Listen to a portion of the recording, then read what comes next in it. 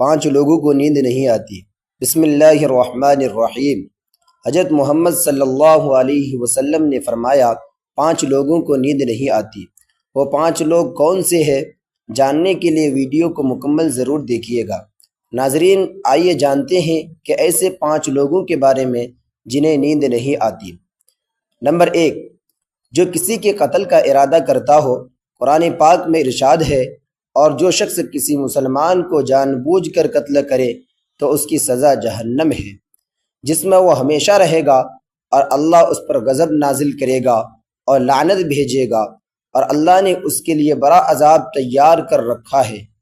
اسی وجہ سے ہم نے بنی اسرائیل کو یہ پیغام لکھ دیا تھا کہ جو کوئی کسی کو قتل کرے، جبکہ یہ قتل نہ کسی اور جان کا بدلہ لینے کے لیے ہو اور نہ کسی کی زمین میں فساد پھیلانے کی وجہ سے ہو، تو یہ ایسا ہے جیسے اس نے تمام انسانوں کو قتل کر دیا، اور جو شخص کسی کی جان بچا لے تو یہ ایسا ہے جیسے اس نے تمام انسانوں کی جان بچا لی۔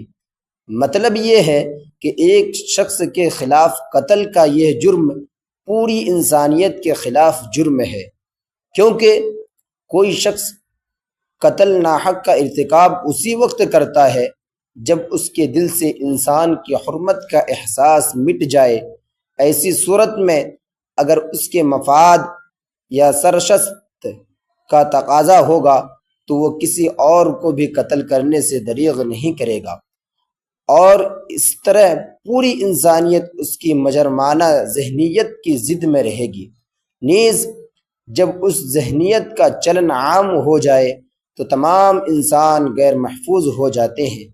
لہذا قتل ناحق کا ارتکاب چاہے کسی کے خلاف کیا گیا ہو، تمام انسانوں کو یہ سمجھنا چاہیے کہ یہ جرم ہم سب کے خلاف کیا گیا ہے۔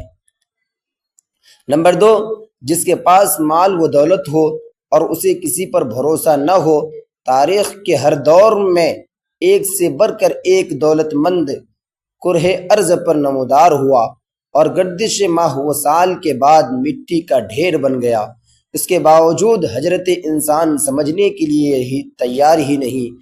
دولت کے انبار پانے کے بعد صرف پیغمبر اور اولیاء ہی استقامت پر کھڑے نظر آئے، ورنہ زیادہ تر دولت نے انسان کا دماغ خراب کیا اور اس انسان غرور کا شکار ہوا۔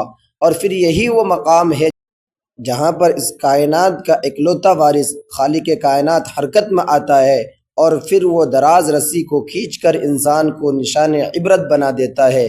اس کی سب سے عبرت انگیز مثال قارون کی ہے، جس کے خزانوں کی شہرت ضرب المثل بن چکی ہے۔ نمبر 3، وہ جس نے لوگوں سے بہت سی جھوٹی باتیں کہی ہو اور لوگوں پر جھوٹے الزام لگائے ہو۔ حدیث شریف میں ہے کہ جھوٹے گواہ کے قدم ہٹنے بھی نہ پائیں گے کہ اللہ تعالیٰ اس کے لیے جہنم واجب کر دے گا۔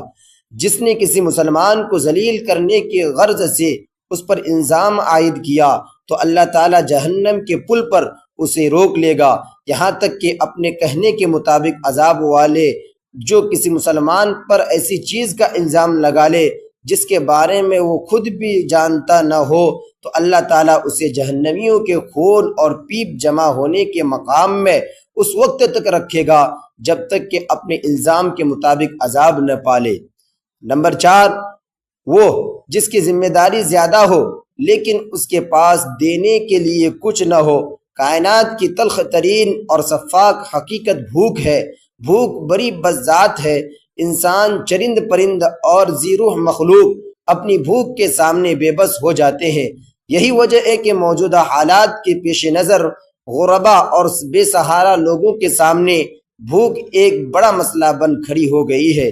بحیثیت مسلمان ہمارے اوپر یہ فرض ہے کہ ہم اپنے ارد گرد رہنے والے غربا اور مساکین کی مدد کریں، جو اللہ تعالیٰ کے ہاں سب سے زیادہ پسندیدہ عمل ہے۔ ایک حدیث میں آپ صلی اللہ علیہ وسلم نے فرمایا، افضل عمل یہ ہے کہ تم اپنے مومن بھائی کو خوشی پہنچاؤ یا اس کا قرض ادا کرو، اسے کھانا کھلاؤ۔ صاحب استطاعت پر واجب ہے کہ وہ مستحقین کی مقدور پر مدد کرے۔